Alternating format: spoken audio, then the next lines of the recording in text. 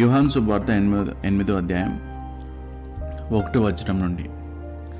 యేసు ఒలివ కొండకు వెళ్ళెను. తెల్లవారుగానే యేసు తిరిగి దేవాలయంలోనికి రాగా ప్రజలందరూ ఆయన యొద్దకు వచ్చిరి గనుక ఆయన కూర్చుండి వారికి బోధించుచుండెను. శాస్త్రులను పరిసయ్యులను వ్యభిచారమందు పట్టబడిన ఒక స్త్రీ తోడుకొని వచ్చి ఆమెను మధ్య నిలవబెట్టి, బోధకుడా, ఈ స్త్రీ వ్యభిచారము చేయుచుండగా పట్టబడెను. అట్టి వారిని రాళ్లతో చంపవలనని ధర్మశాస్త్రములో మోషే మనకు ఆజ్ఞాపించెను కదా. ఆయనను నీవేమి చెప్పుచున్నావని ఆయనను అడిగిరి. ఆయన మీద నేరము మోపవలనని ఆయనను శోధించుచు ఇలాగున అడిగిరి. అయితే యేసు వంగి నేల మీద వేలుతో ఏమో రాయచుండెను.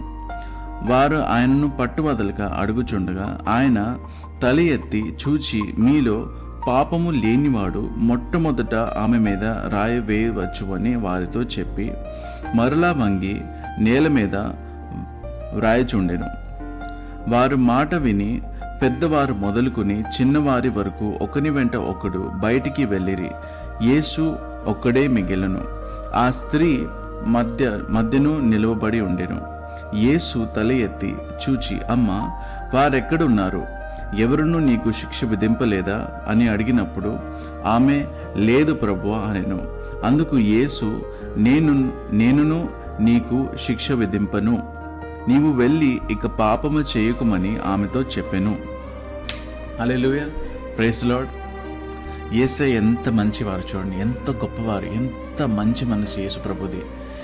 యేసయ్య ఆమెను శిక్ష విధింపలేదు. హల్లెలూయా. యేసయ్య మిమ్మల్ని చాలా చాలా ప్రేమిస్తున్నాడు. మీ పాపాన్ని ఆయన లెక్క చేయట్లేదు. ఎందుకంటే ఆయన రక్తం కార్చి నీ ప్రతి పాపాన్ని తుడిచివేశారు, కడిగేశారు.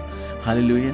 యేసు ప్రభు ఎటువంటి దేవుడు అంటే నీకు క్షమాపణ ఇచ్చే దేవుడు, నిన్ను క్షమించే దేవుడు.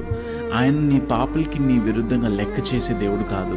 నిన్ను ఎప్పుడైనా నువ్వు పడిపోయే స్థితిలో ఉన్నప్పుడు నిన్ను ఇంకా కిందకి తోసివేసే దేవుడు కాదు. నిన్ను కింద పడిపోయే స్థితి నుంచి పైకి లేవనెత్తే దేవుడు యేసు ప్రభు. హల్లెలూయా.